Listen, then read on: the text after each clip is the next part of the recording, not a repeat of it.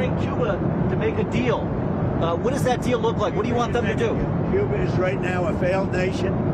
They don't even have jet fuel to get for airplanes to take off. They're clogging up their runway. We're talking to Cuba right now. I have Marco Rubio talking to Cuba right now, and they should absolutely make a deal because it's really a humanitarian threat. And we have a lot of great Cuban Americans, and they're going to be very happy when they're going to be able to go back and say hello to their relatives and do things that they should have been allowed to do for a long time. I'm very interested in the people that are here that were treated so badly by Castro and the Cuban authorities. They have been treated horribly. So we'll see how it all turns out. But Cuba and us, we are talking. In the meantime, there's an embargo. There's no oil. There's no money. There's no anything. If a deal isn't made, would you consider an operation like the one in Venezuela?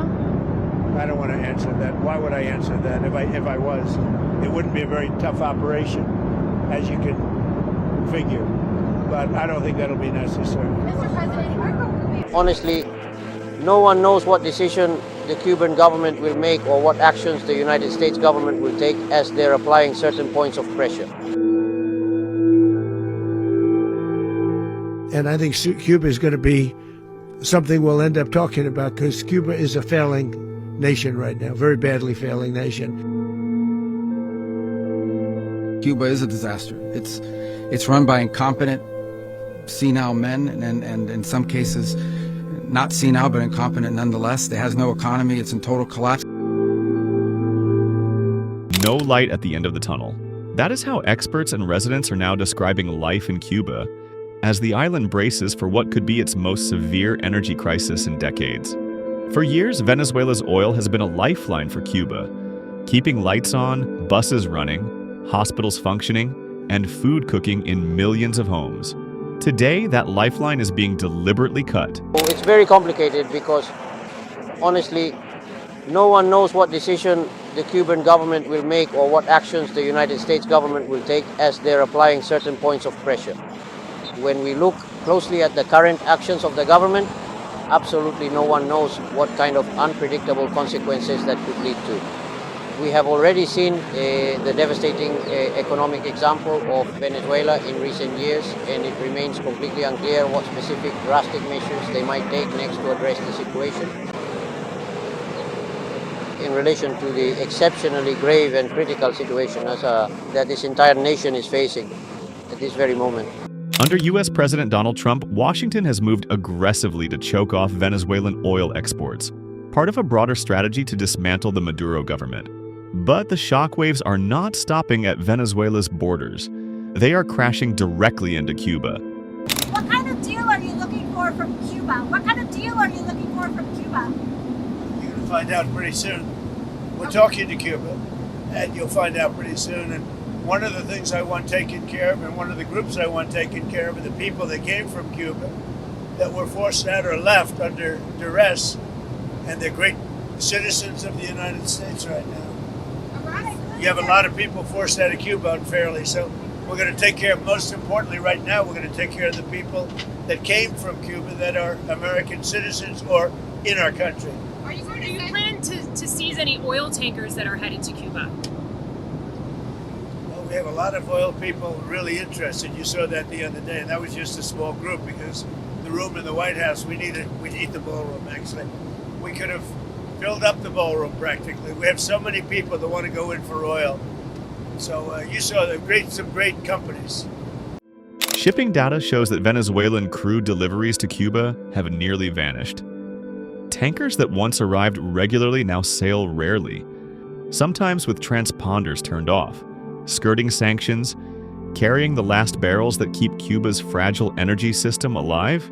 If I start thinking about what Venezuela is going through, I feel even more concerned for myself and my children because I don't know what might happen. I don't know. But I try not to dwell on that, to live my life day by day and see what will happen. Like I said, it's the uncertainty of not knowing, but at the same time, I try not to think about it because I don't know, I don't believe in anything.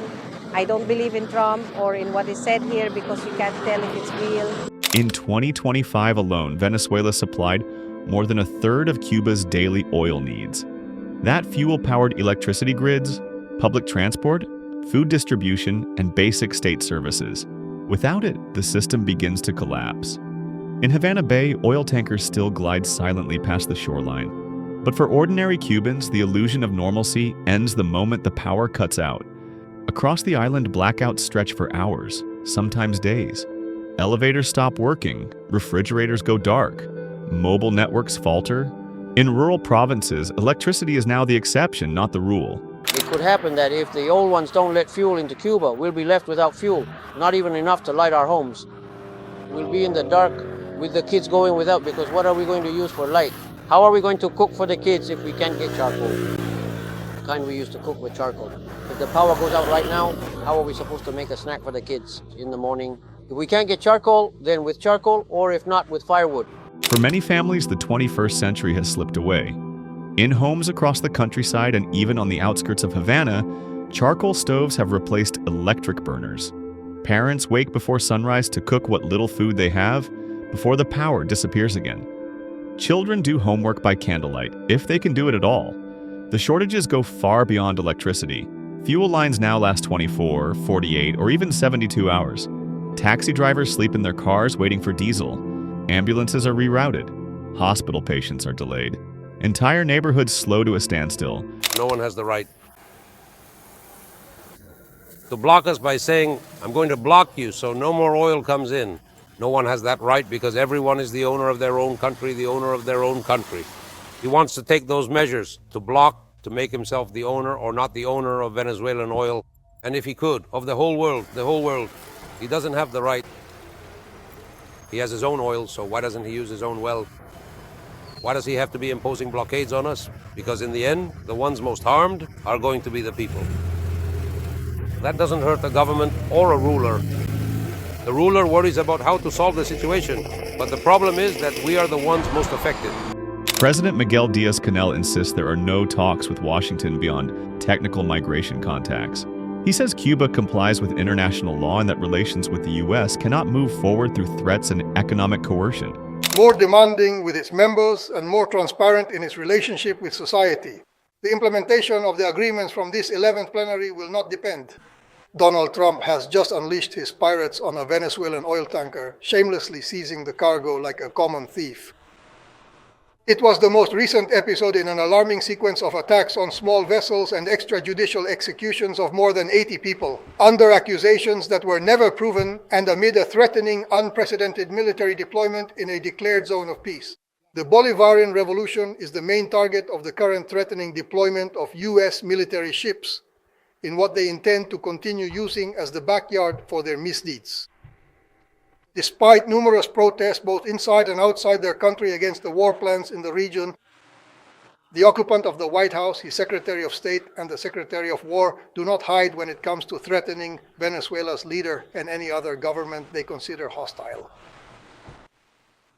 So let us address directly and without euphemisms the impacts of this blockade on the Cuban economy. Cuba denounces and condemns this return to gunboat diplomacy, this threatening diplomacy, this outrageous theft, yet another in the already long list of plundering the assets of the Venezuelan state. It is unacceptable interference in the internal affairs of a nation that set the course for the independence of our America.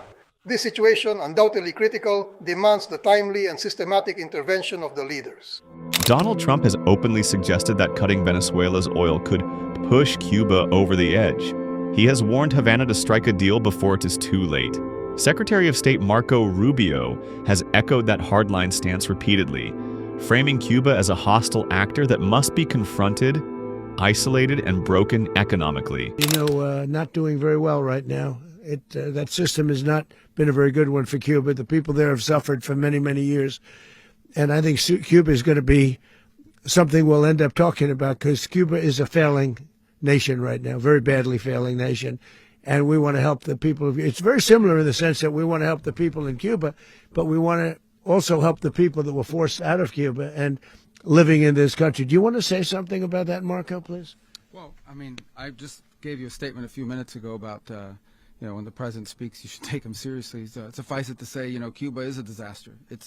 It's run by incompetent, senile men, and in some cases, not senile but incompetent nonetheless. It has no economy. It's in total collapse. And by the way, they were, all of the guards that helped protect Maduro, this is well known, their whole spy agency, all that were full of Cubans. I mean, it's amazing. This poor island took over Venezuela in some cases. One of the biggest problems the Venezuelans have is they have to declare independence from Cuba that tried to basically colonize it from a security standpoint. So, yeah, look, if I lived in Havana and I was in the government, I'd be concerned, at least a little bit. Cutting off the oil flow to Cuba from Venezuela? Well, the president already announced a week ago that anything that's sanctioned, it's sanctioned oil, it's not going to be allowed to get there. So that's a pre-existing. The answer is yes. Yes.